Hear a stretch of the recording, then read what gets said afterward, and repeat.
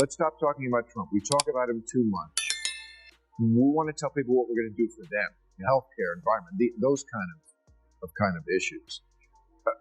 For example, I've seen you on TV a lot in the last couple of years. I know everything you know or that you tell us about the Russian situation. I don't have a clue what you think about healthcare. I've never heard of it. I don't know whether you're for Medicare for all or improve Obamacare or get a chicken. I don't know what. Well, we know that this whole smear on Joe Biden comes from the Kremlin. That's been clear for well over a year now that they've been pushing this false narrative about the vice president and his son. Just days ago, you watched Bill Maher unload on Adam Schiff, exposing what he called blatant hypocrisy and sending shockwaves through a Democratic camp that was already on shaky ground. That moment was impossible to ignore. Now buckle up, this is part 2. We're diving deeper into Schiff's pattern of double standards and the never-ending Trump obsession critics say spirals into bigger drama every single time his name hits the headlines.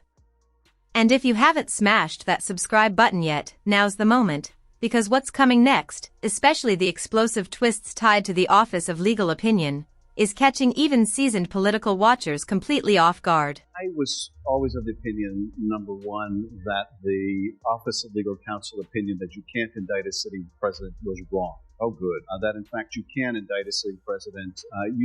I think there are prudential reasons not to try someone who's the President of the United States, but particularly when there's any risk of the statute of limitations running, if the president commits a crime, they should be indicted, and you should stay prosecution.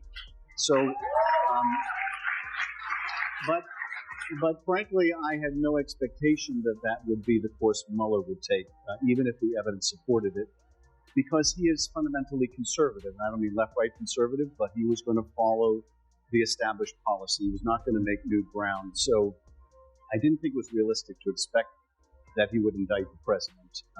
And those that did, I think, were unrealistic in their expectations. Notice how Adam Schiff spent years openly talking about indicting President Trump, turning what should have been routine political criticism into something closer to a full-blown fixation.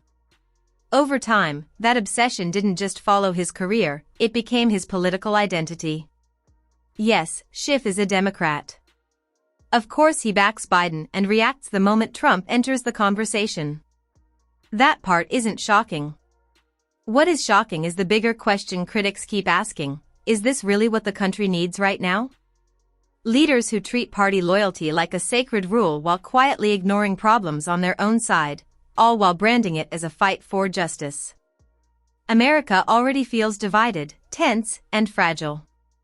The last thing people want is more political figures pouring gasoline on that divide, then claiming they're saving the nation.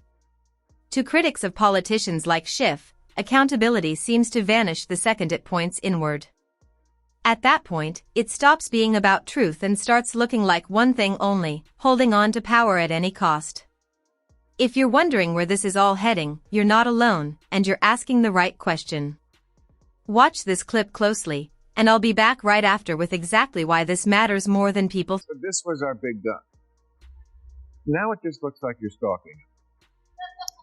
I think in the eyes of the people who don't follow it that closely, which is most of the country, here's the thing about Bob Mueller. He's like the last thing in America that left and right agreed on. Left and right basically agreed. This is a guy of honor. This is an honest guy. This is an honest broker. Whatever he says goes. Americans are not into details. Don't read it to me, Bob. Just give me a thumbs up or thumbs down. The fact that he was like, if you couldn't impeach before, how you can impeach after? Did you catch Bill Maher flat out calling Adam Schiff a Trump stalker? That label stuck because, to critics, Schiff's impeachment push felt less like caution and more like obsession. He charged ahead with relentless confidence, especially around the Russia collusion narrative, speaking as if the verdict was already written. Then the Mueller report dropped, and it didn't deliver the smoking gun many had been promised after months of wall-to-wall coverage. Even so, Schiff kept pressing, fueled by headlines and airtime. Critics say that's when it stopped feeling like truth-seeking and started looking like politics. When a mission becomes personal, due process can start to feel like an inconvenience instead of a safeguard. Maher didn't miss that, and he called it out. But that was just the beginning. Here's the awful dilemma that we face.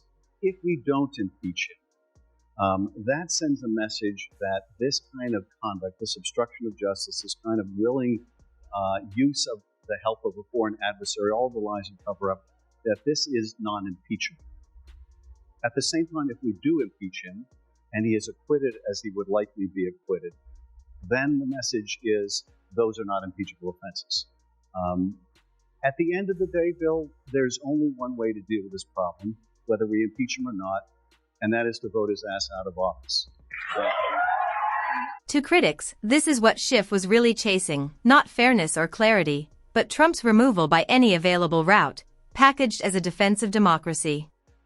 From that angle, it looked less like a constitutional duty and more like a power play to swing control back to his party. And here's the detail that raised eyebrows. If the case was truly as airtight as Schiff claimed, why was he already talking about acquittal before the trial even began? That didn't sound like confidence, it sounded like positioning, preparing the audience while keeping the spotlight. In that light, the moment felt less like justice and more like political theater designed for headlines and applause. That's exactly where Bill Maher sharpened the knife. Let's stop talking about Trump. We talk about him too much. We want to tell people what we're going to do for them. Healthcare, environment, those kind of issues. For example, I've seen you on TV a lot in the last couple of years. I know everything you know, or that you tell us, about the Russian situation. I don't have a clue what you think about healthcare. I've never heard it. I don't know whether you're for Medicare for all, or improve Obamacare, or get a chicken. I don't know. Maher is known for slicing through hypocrisy, and he did it again with one simple question that landed hard. Schiff spent years defining himself by opposing Donald Trump, repeating the message so often it became his brand. Maher flipped the script. If Trump is so bad and voters reject him, why should they vote Democrat? And what's Schiff actually offering beyond opposition? That's where critics say the problem showed itself. Schiff became famous for being against someone, not for presenting a bold vision of leadership. Then came the Hunter Biden laptop story. Suddenly, the tone shifted. After years of demanding transparency, Schiff moved into defense mode, questioning sources, challenging credibility, and protecting his party. To critics, it looked like a stress test that exposed how fast principles bend when loyalty is on the line.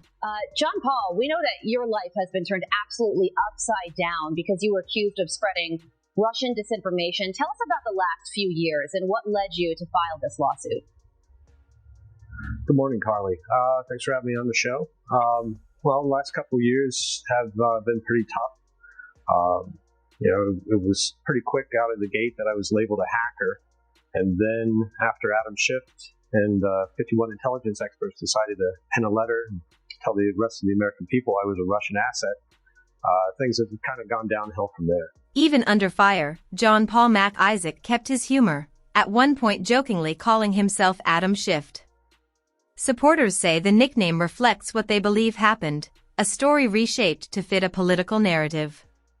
In a healthy democracy, they argue, someone turning over potential evidence would be treated like a whistleblower. Instead, the situation turned political overnight. Schiff publicly questioned Mac Isaac's credibility on national TV, hinting at foreign involvement, while much of the media treated the story with heavy skepticism. The repair shop owner was suddenly cast as either unreliable or pivotal, depending on who you asked. To Schiff's critics, it looked like a coordinated effort to discredit the messenger rather than seriously examine the claims. Well, we know that this whole smear on Joe Biden comes from the Kremlin. That's been clear for well over a year now that they've been pushing this false narrative about the vice president and his son. Without conducting an investigation or basic verification, Adam Schiff went on national television and labeled the Hunter Biden laptop Russian disinformation. He said the laptop was fake, the emails were fabricated, and the story was a foreign scheme pushed by Rudy Giuliani to hurt Joe Biden before the election. The reality that followed stunned many. The laptop was real, the emails were real, and the questions were real too. Critics argue Schiff didn't just get it wrong, he misled the public to shield his party's candidate. And now, instead of accountability or clarity, there's silence, a silence that feels especially loud given what we now know.